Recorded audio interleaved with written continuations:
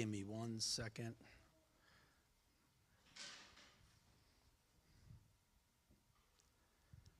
Tempe, you may have to pull dual duty. So, we're going to pick up with week 2 of the series we've been doing, in case you're wondering why I'm dressed like this. This is usually how I go out to dinner.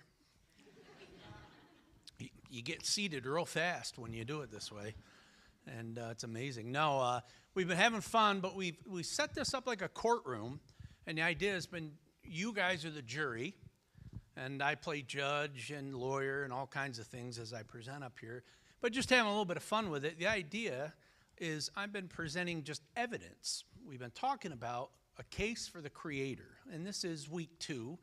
Last week we kind of just opened it up, and this week we want to continue to build on this idea. And what I've said is if you're a Christian, you believe in God, and you don't have any struggles with that's fantastic. I would recommend that you just pay attention, because you might be able to use some of this that we're learning in here to help some of your friends who might be atheists or agnostic, whatever. You might be able to help them out, just to get them to think a little bit, and get them considering some things that maybe they haven't considered before. And that's my goal. And if you're out there and you're like me and you've teetered before, you've had doubts, and then maybe you've come back to faith, and maybe you still struggle with it sometimes. That's quite okay. It's quite natural and normal to have struggles. And I hope that this series will be helpful for you in that way too. As I work through this, we're going to be presenting more evidence just for the idea of how we all got here. And that's the big question we're asking in the opening. So let's go to the recap, buddy, if you would go to the next slide. I think I have it set up there for myself. Yeah, so last week, the opening statement, we talked about just the fact that in the beginning, the Bible starts with that. In the beginning, God created. So the Bible is making a very strong declaration coming right out of the gate. And then this week, we're going to call our next witness, which is actually what I would call the heavens themselves, often referred to as the cosmos, in case you're wondering. We'll throw those terms back and forth pretty interchangeably. But when we say heavens in this discussion, we're not talking about heaven, like our forever home. We're talking about the heavens or the cosmos. And so we're going to look at that. But our key verse this week is in Psalm 19:1, and it says this: "The heavens declare the glory of God. The skies proclaim the work of his hands." And so the universe itself, every star being an exhibit, the law of physics is a signature, and every bit of the cosmic order whispers one thing: this just didn't happen out of nowhere, out of chaos. So last week, we played a little clip, a guy who set it off for us, and I think that's coming next. No matter how smart you are, your brain just isn't built to comprehend the actual... Go back. I might have skipped over it. You might have to refresh it. Yep, there we go. We'll start with this.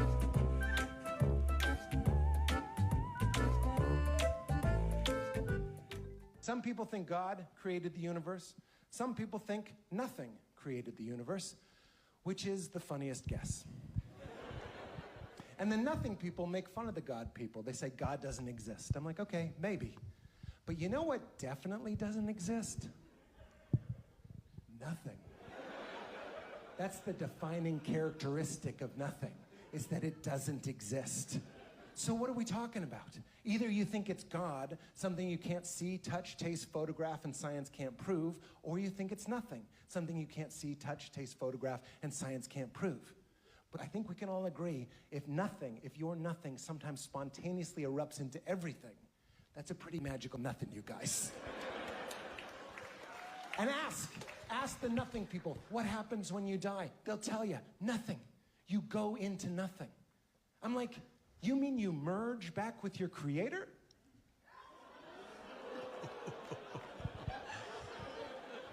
That's heaven. That's great. And so I saved you from some really good space jokes that I had lined up. You might have to wait another week for that. I know that'll bring you back next week, so that was my thinking there. But Isaiah 40:26 says this, and then we're going to watch a quick video. Lift up your eyes and look to the heavens. Who created all of these? Who brings out the starry host one by one and calls forth each of them by name? Because of his great power and mighty strength, not one of them is missing. Pretty incredible. Let's take a look at this video. It's short, but it's on the vastness of the universe. No matter how smart you are, your brain just isn't built to comprehend the actual scale of the universe. Think about this. Every single star you see in the night sky is from our galaxy, not other galaxies, not distant universes, just our own Milky Way. That's already wild, because the Milky Way is massive. It stretches over 100,000 light years across and holds more than 100 billion stars. Many of them far bigger, brighter, and stranger than our sun, each one likely surrounded by its own system of planets. And yet, that's all we see, just the stars in our own galaxy. Now zoom out. The universe contains over 2 trillion galaxies, each with billions, sometimes trillions, of stars of their own. Suns we'll never see, planets we'll never know exist, light that will never reach us. So next time you look up, remember, you're not seeing the universe. You're just catching a glimpse of home. Wow. The universe, I like what he says when he first starts out. You're literally don't have the brain capacity. That's not an insult, just to be clear. But we're not built to comprehend the vastness of the universe. When you're looking out there, you're just looking into one galaxy. One out of how many zillions, right? And it's pretty interesting when we think about that. And sometimes, I don't know if you've ever done this, since we moved out to the country, one of the greatest things I love about it is going out at night and you get no light pollution. I can just look up at the stars and you can see so clear. And I'll just sit out there and wait for my alien friends to go by and wave at them. And, but no, I just love to look up at the stars. I don't know, something about it. Even when I was a young teenager, when Julie and I were dating, we used to go out and lay on the trampoline and just look up at the stars. And that was like one of my favorite things to do, is just sit there and gaze at the stars. I've always been kind of mesmerized by it's right there, kind of. And we go about it every day. We just kind of ignore it just because we do, but it's there all the time. And it's amazing to me when I think about it. And there's a thing that can happen, is that you could start to feel small, maybe even insignificant, but that's what's incredible about God. He's so huge, so infinitely powerful and massive, and even outside of the universe, yet he's intimately personal with us. That alone is incredible and pretty impossible to wrap our heads around. Just how the God of the entire universe. Last week I talked about Louis Giglio, a preacher guy I like, and he started using this phrase about God, and he called him a star breather. One, I just think that sounds kind of cool, tough. It's breathing out stars. That seems like a good superpower if you needed one. But the idea that God's a star breather and creates stars. And if you've ever, I'll give you a little homework assignment, do a video, get on YouTube and look up comparison of the size of our solar system's suns, plural. Our sun is just a tiny little baby sun. And if you look at how big some of them get, it will blow your mind. And one of them is called Betelgeuse, that's pretty cool. Just don't say it 3 times. But they're massive, massive stars. And it really, when you think of it, it is hard to wrap our head around it. The universe is just so huge. And yet God knows every single star by name. And he knows every single one of us by name. The scripture even says that he knows the number of hairs on our head. Now, I know the old joke goes, for some of us make it easier on them. And some of us make it really hard on them, But he knows the hair on your head. And I think the idea there is to understand, while he created the entire universe, he still knows you intimately and cares about you and your story and your life matter to him. That's incredible. He even says at one point in the Bible that we're not to worry about things because doesn't God take care of the sparrows in the field? and how much more he cares and loves you compared to the sparrows, that's incredible. That's just incredible to me. And there's a dichotomy there, two sides to this, of this immense, hard to wrap your head around God. I used to say when I was younger and I preached, I'd say big G, big O, big D, God, like, and then this idea of a God that we can know personally. Incredible.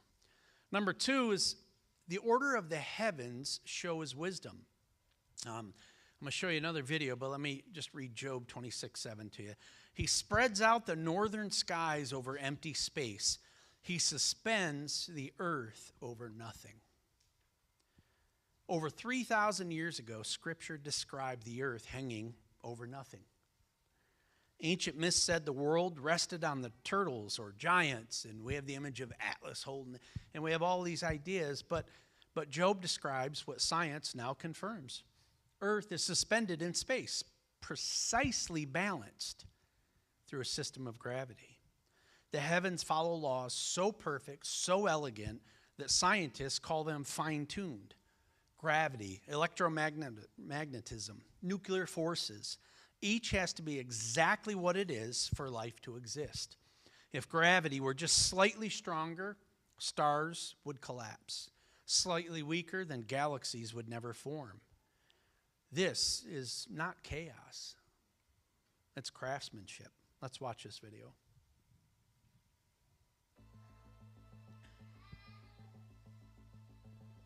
Our universe may seem like a chaotic place, with stars going supernova and planets where the skies literally rain diamonds. But according to a new study, the whole thing is like one well-designed machine. A team of multinational researchers have outlined how the universe's mass and expansion are extremely well balanced, and they say that has allowed it to grow without tethering itself to space-time or obliterating everything. So what does this balance mean? Well, it has left us with a neutrally charged universe, with an equal number of positively charged protons and negatively charged electrons. If that weren't the case, Science Alert reports the universe would begin to push and pull itself apart. The researchers also point to things like solar eclipses, where the moon creates a near-perfect obstruction of the sun, a phenomenon called naturalness, where things just work out perfectly for some unknown reason. But they're not simply relying on completely unexplainable phenomena. This study looked specifically at the Higgs boson particle. They smashed the Higgs boson particle together with others to create observable reactions, giving us a look at how force and mass intermingle, which they say reveals a connection between the mysterious Higgs boson and this cosmological balancing act, and it's perhaps humanity's first step in understanding our well-balanced universe.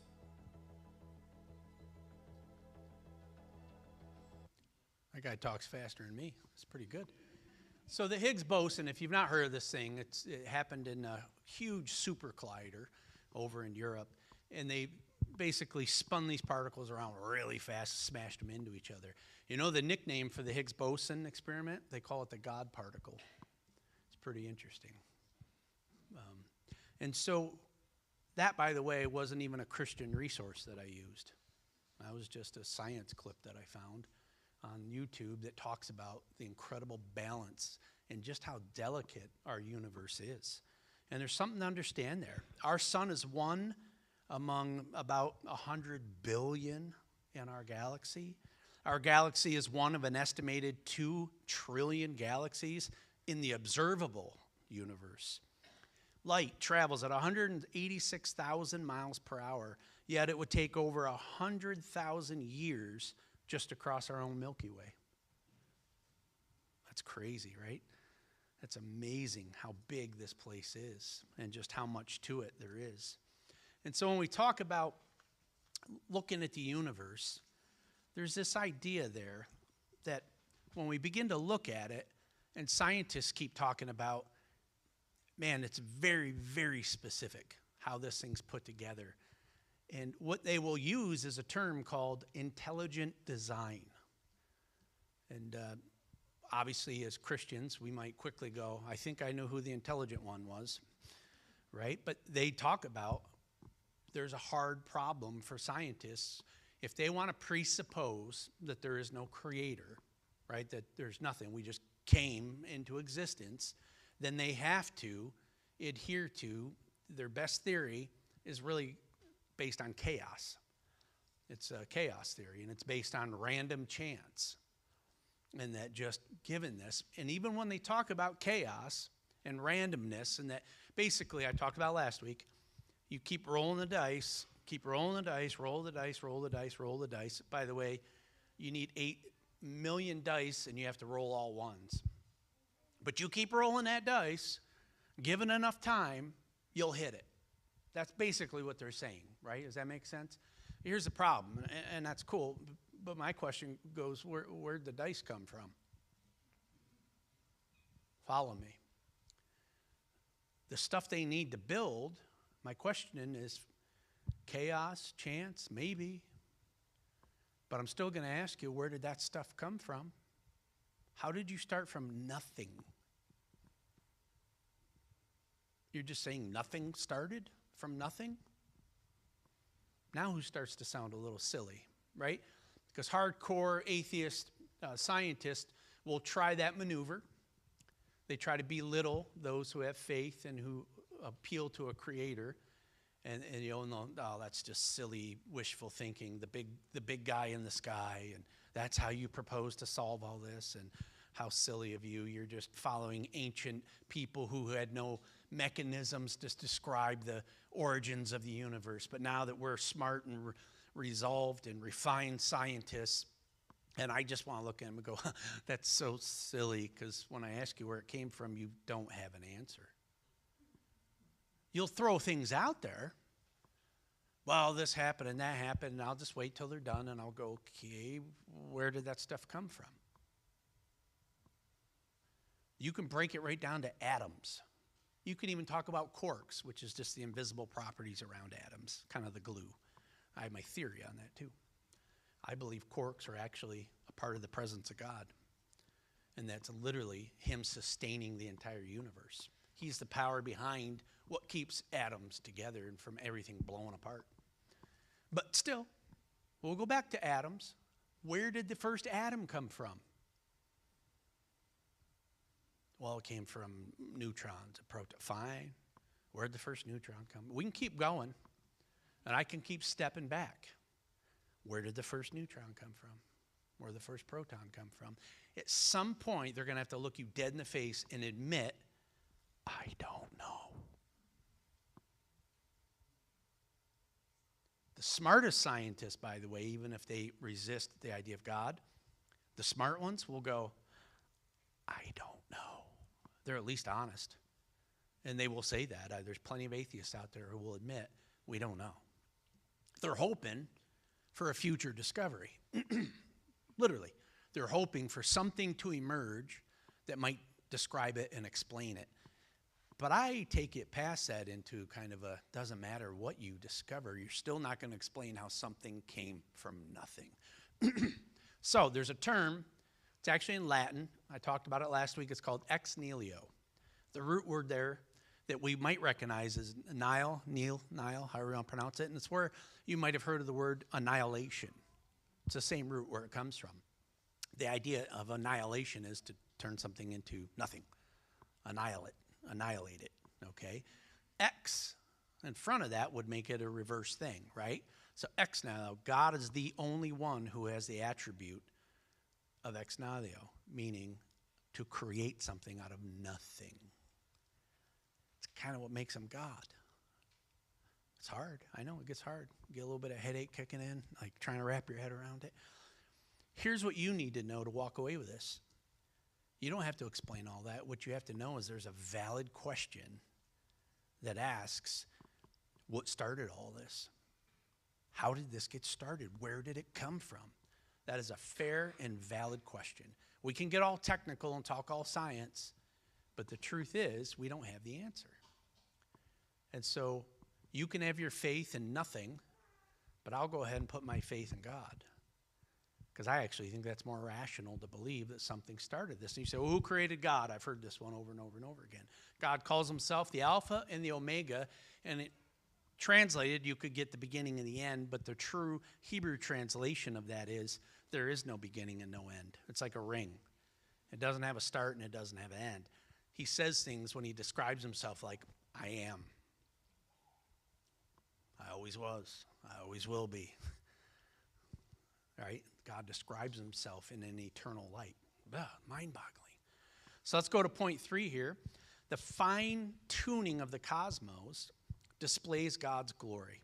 Psalm 8, 3 and 4 says this, "When I consider your heavens, the work of your fingers, the moon and the stars which you have set in place, what is mankind that you are mindful of them?" He's kind of starting to put us in perspective here a little bit.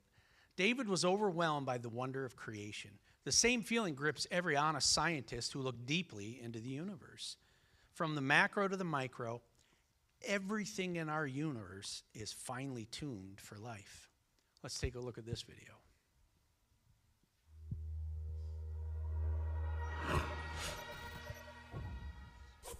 From galaxies and stars, down to atoms and subatomic particles, the very structure of our universe is determined by these numbers.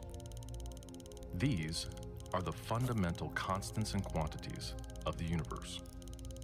Scientists have come to the shocking realization that each of these numbers has been carefully dialed to an astonishingly precise value, a value that falls within an exceedingly narrow, life-permitting range.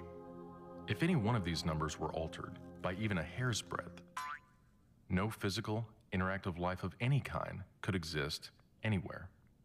There'd be no stars, no life, no planets, no chemistry. Consider gravity, for example. The force of gravity is determined by the gravitational constant. If this constant varied by just 1 in 10 to the 60th parts, none of us would exist. To understand how exceedingly narrow this life-permitting range is, imagine a dial divided into 10 to the 60th increments. To get a handle on how many tiny points on the dial this is, compare it to the number of cells in your body, or the number of seconds that have ticked by since time began. If the gravitational constant had been out of tune by just one of these infinitesimally small increments, the universe would either have expanded and thinned out so rapidly that no stars could form and life couldn't exist, or it would have collapsed back on itself with the same result: no stars, no planets, and no life. Or consider the expansion rate of the universe. This is driven by the cosmological constant.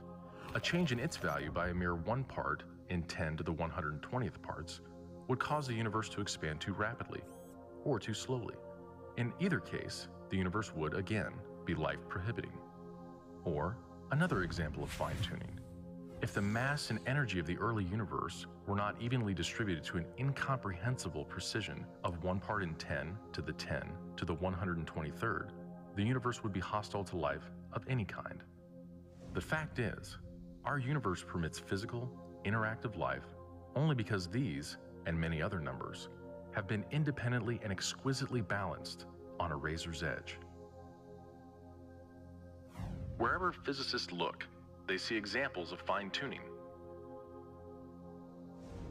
The remarkable fact is that the values of these numbers seem to have been very finely adjusted to make possible the development of life. If anyone claims not to be surprised by the special features that the universe has, he's hiding his head in the sand. These special features are surprising and unlikely. What is the best explanation for this astounding phenomenon? There are 3 live options. The fine-tuning of the universe is due to either physical necessity, chance, or design. Which of these options is the most plausible? According to this alternative, the universe must be life-permitting. The precise values of these constants and quantities could not be otherwise. But is this plausible? Is a life-prohibiting universe impossible? Far from it. It's not only possible, it's far more likely than a life-permitting universe. The constants and quantities are not determined by the laws of nature. There's no reason or evidence to suggest that fine-tuning is necessary. How about chance? Did we just get really, really, really, really lucky? No.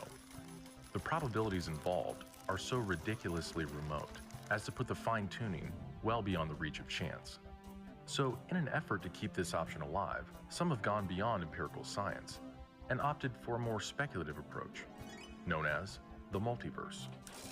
They imagine a universe generator that cranks out such a vast number of universes that, odds are, life-permitting universes will eventually pop out. However, there's no scientific evidence for the existence of this multiverse. It cannot be detected, observed, measured, or proved. And the universe generator itself would require an enormous amount of fine-tuning. Furthermore, small patches of order are far more probable than big ones. So the most probable observable universe would be a small one, inhabited by a single, simple observer. But what we actually observe is the very thing that we should least expect: a vast, spectacularly complex, highly ordered universe, inhabited by billions of other observers. So even if the multiverse existed, which is a moot point, it wouldn't do anything to explain the fine-tuning. Given the implausibility of physical necessity or chance, the best explanation for why the universe is fine-tuned for life may very well be it was designed that way.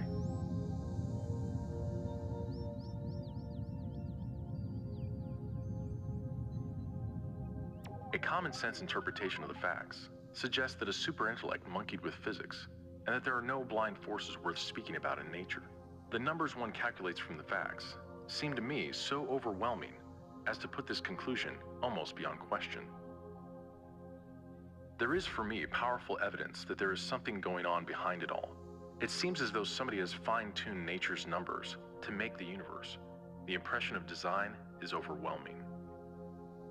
The heavens declare the glory of God. The skies proclaim the work of his hands.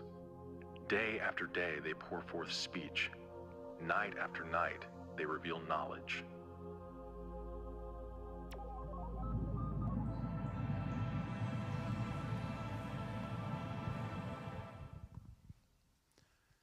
All right, your brain's full yet? Getting there? I know it's a lot. But here's the thing. Fred Hoyle, an astrophysicist that you just saw up there, was an atheist. He was not a believer. He was not a Christian. A common sense interpretation of the facts suggests that a super intellect has monkeyed with the physics. I love that. Even secular scientists, many of them, will say it does appear as though this thing was designed. A lot of them will stop there. That's fine. But it becomes pretty crazy. And my question becomes, as you're weighing evidence, what's more likely? 8 million dice, rolling it over and over again to try to hit ones? Or perhaps a designer, a creator behind that, who set it all in motion? Which one is actually more reasonable? That's for you to decide. But here's what we know. The Bible again and again tells us that the heavens, that the nature, the world, everything that we see screams of God's existence. Last week I showed a picture, a beautiful picture a guy had painted, and I asked you to think, when you go into a museum or someplace and you see an incredible work of art, do you think to yourself, wow, I wonder how that just appeared? Or do you wonder, who created that? See, the universe, the world, everything that we live in, I don't look at it and go, wow, I wonder how that happened. I look at it and go, wow, somebody created this, and that somebody actually wants to know me. That's incredible. That's incredible. The more we learn about the universe, the more the heavens shout, there is a designer beyond imagination. The heavens tell us that God is powerful. He spoke and galaxies appeared. The same voice that created the stars can speak into your darkness. God is wise. The same mind that designed the laws of physics has a plan for your life. A plan that's not random, but purposeful. God is personal. Out of 2 trillion some galaxies in our seeable universe, he sees you. He knows you. And in Christ, he loves you.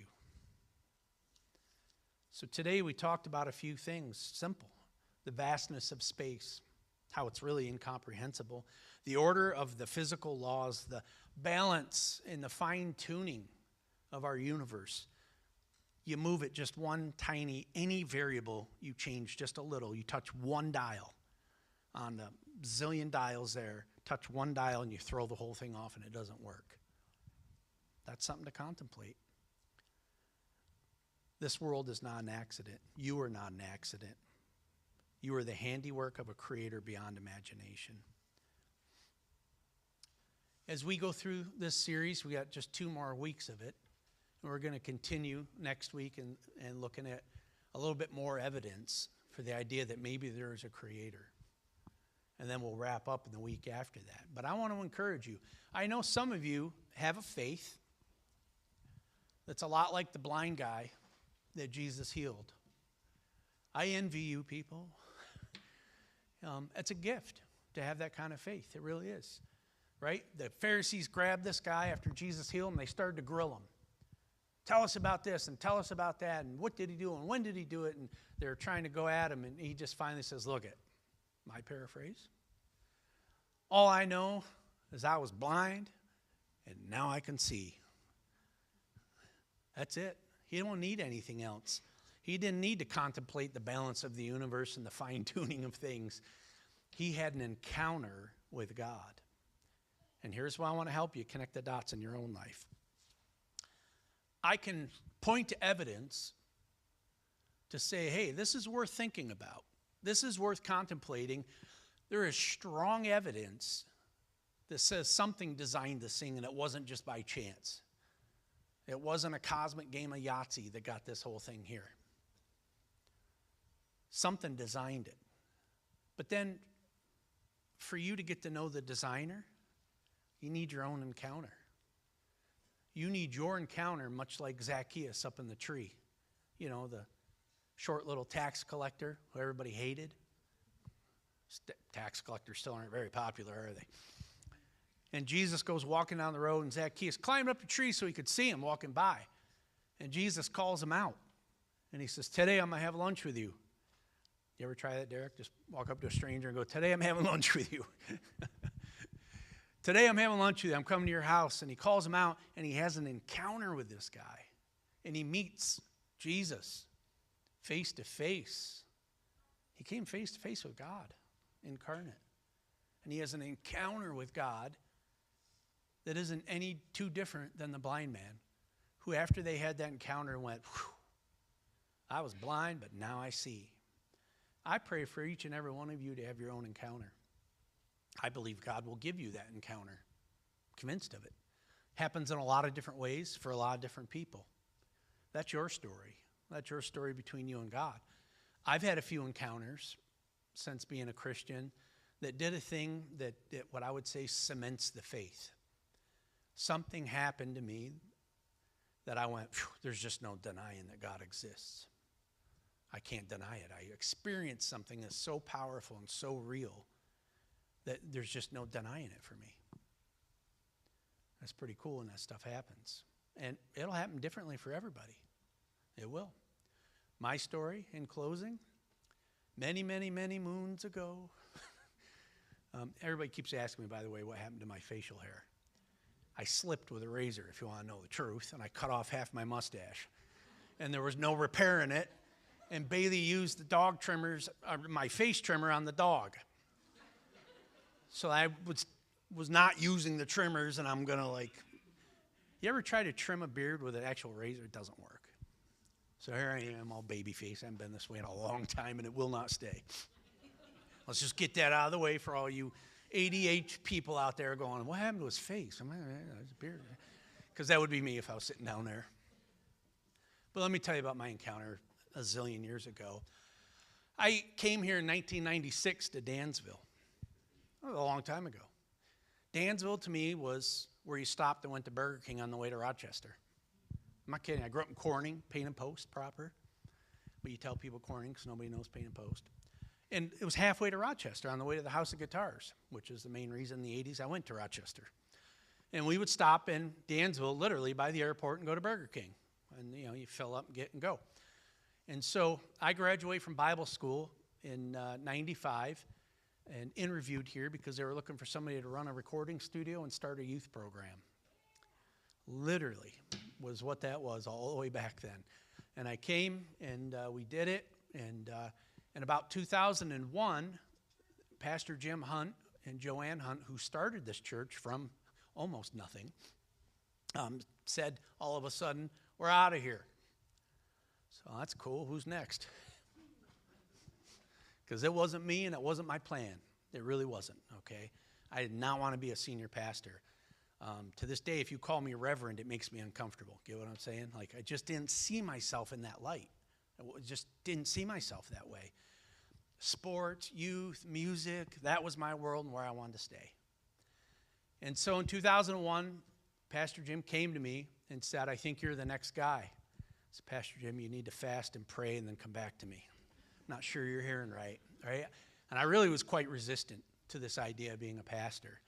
And I really had some deep-seated fears about becoming the pastor here, really deep-seated fears, and insecurities, all kinds of things going on. In those early years, the church was not financially stable, like many churches just starting out. And so while I worked here, some weeks you got paid, some weeks you didn't. That's just the way it was back then. I didn't care. I worked other jobs. And I liked working for pay better, but I did both, right? No, but honestly, it wasn't about that for me. It was like a calling to be here and do this. And so I did it for many years, and about the time Pastor Jim says, really, we think you're the next guy. Foursquare wants to have you become the next pastor. And I'm like, this is nuts, man. I was like, there's so many other people you could call right now. What are you even talking to me for? Right? And at the same time, the band I was playing in just got a huge record deal. I'm like, somebody else can do it. I'm going to Nashville, going down south, man. I'm going to go do the record deal. And then Houghton College is trying to hire me to run a recording studio. I got options, folks. And out of all my options, none of them was pastor. That was not my trajectory. It's not what I was trying to do. And so I'm wrestling with it, and I have a God encounter where I felt two things happen. One, I felt like God say, he reminded me of the story of Isaac and Abraham when I was praying one day out in the country. And he brought that story to mind, and he said, with the music thing, he says, I'm asking you to sacrifice the dream of being a rock star, to just put that on the altar and sacrifice it and trust me. And I said, God, that's a stupid idea. That's really dumb. And I knew it, and you just knew. And I'm like, I got to let it go. So my buddies all moved down south, and they were nice. They flew me down. I got to play on the record, which to this day I'm extremely grateful that they included me, even though they had to get another guitar player. And so it was cool. But I knew I couldn't do it, and so I didn't. And then another thing happened. I'll just share this last bit because it was crazy. God encounter. We go to this church up in Mount Morris called Elam, and Pastor Eric's up there at the time. I don't know him. I don't know any of these Elam people. And they're like, there's this guy who gets words from the Lord. He's really tuned in, and sometimes he'll share with you things that God shared with him about you. I'm going to be very honest with you. I'm an extremely skeptical person, as you might guess. So in my head, I'll go watch this clown. Just being honest with you. I'm like, I can't wait to see this charlatan. I wonder what bag of tricks he's going to be wielding. Very skeptical. You get what I'm saying? And I'm like, oh, let's go. This will be fun. I know what he's going to do. He's going to pull the Miss Cleo move. If you're too young for Miss Cleo, ask somebody with gray hair. They'll tell you who she was. And I remember thinking to myself, he's going to go, you're having relationship trouble. I'm like, yeah, you and 98% of the population. I'm sensing financial distress. Again, pretty good margins on that one, right? And I'm waiting for that kind of stuff. And doesn't he go, you and you, and he points to Julie and I and says, stand up. I'm like, oh, this is going to be good, right? Because I'm like, pfft. So I stand up and he goes, you, son, are called into ministry. There, you lucky guess. All right, and I'm standing there and he's like, you're called into ministry. He goes, matter of fact, God wants you to be a pastor. I'm like,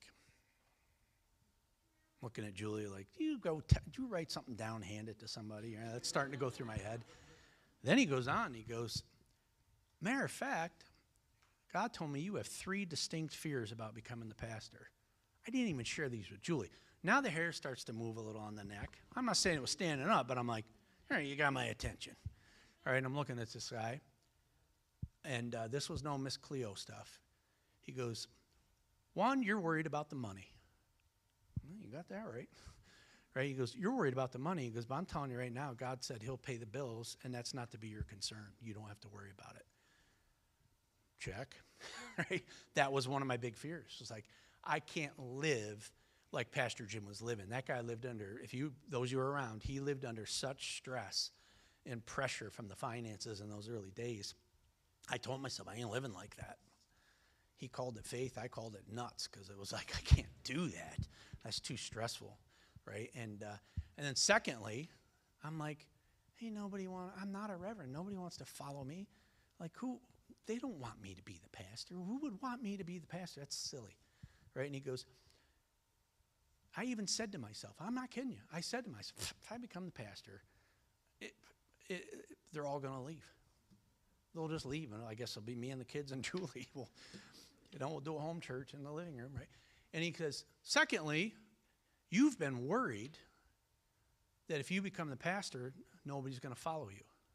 At this point, I'm like, Julie, we're going to talk later. I'm like, because you can't be slipping notes to the guy. This ain't a magic trick. This ain't Vegas. We're not doing this, right? All this going through my head. And he goes, you've been worried that nobody will follow. Nobody will stay if you become the pastor. He goes, that's not your worry. Your worry is to be obedient to what I'm asking you to do. All right, 2 out of 3. Anybody can get lucky. And I'm just thinking, this guy's just one of the better charlatans. He's more refined. He's been around, I am still struggling, right? And then the third thing he goes to me, and this was the one. If he didn't share this, I wouldn't be here today. That's honest to God truth. He goes, you're worried that you have to be somebody else. You're worried that you have to preach like this one or preach like that one. You're worried that you have to be like a reverend. And he goes, God says you get to be you. And I'm not asking you to be like this one or asking you to be like that one. I'm asking you to be you. And then he goes, just like when Saul in the Old Testament with Goliath, just like Saul tried to put his armor on David, and David finally had to just take it all off and take a slingshot and go do what he knows to do. He said, that's what God's asking you to do. You got what you need. You got who you are. And I'm not asking you to be anybody else. You get to be you. At that point, yeah, the hair was standing on the back of my neck. I was no longer wondering about Julie because I don't think I even told her that part. And I'm going, this dude just told me the secrets of my heart. At that point, by the way, you're not even seeing the guy sharing. It transcended beyond that. I was like God and I were just having a little talk. Like that's what it felt like. Like everything else was just, it's like a movie, right? Everything else was just numb. I couldn't see anything. I was just like deer in the headlights. Like, what is going on? Like when your brain's and I was just staring at this guy and I'm listening. And I'm like, this is insane. That was God. God knew what I needed to hear to become the pastor. Because I'm telling you, I was prepared to turn it down. I was headed to Houghton College. That was a sweet gig. Brand new $25 million building with a brand new recording studio. Didn't get any sweeter for me. And I walked away from that. And then another miracle happened. I went for a walk the following night, and I started to cry. I don't cry much. And I was like, why am I crying? This is dumb. I'm like walking around. And it was kind of those tears where you can't really control it. It was just overwhelming. And that was the nail in the coffin, so to speak. It was like, all right. And that's when I surrendered. I remember I was walking right over by William Street, to be honest with you. I was on the corner house. And I remember surrendering and saying, all right, God, I guess we're going to do this. You've made it pretty clear, right? That's what we talk about when we talk about, no, that was just my story. That was just my encounter. I can't say that that's what will happen for you or that's what happened for you. I'm pretty sure it'll happen differently for everybody. But if you ask God, I'm telling you, he'll give you a moment when there's just no denying that he's real. So it's good to have evidence. It's good to look and say and question and open yourself up and go, yeah, there's something to this, man. We didn't just arrive here out of nothing. But then I want to take you from that vast universe, and I want to take you to something personal. and understand that he wants to have an encounter with each and every one of you. And that's the sweetest thing I ever experienced in my life. It was life transforming. It was a defining moment in my life, changed the trajectory of my life because of that. So let me pray for you as we close. Father, I ask, as I know you will, because you like to make yourself known, God. It's obvious. When we look at creation, we look at the world, we look at the universe, it's pretty obvious you're a busy artist. But you give us a chance to meet the artist. That's pretty cool. Father, I pray for each and every person here that they would have their own encounter with you, the encounter that transcends everything, that cements the faith in such a sweet and loving way. I pray for everyone here and those watching that they would recognize that moment in their own life and that you would bring that moment to them in their life. You said to ask and seek and knock. We're knocking, Lord. We love you and we thank you. Amen.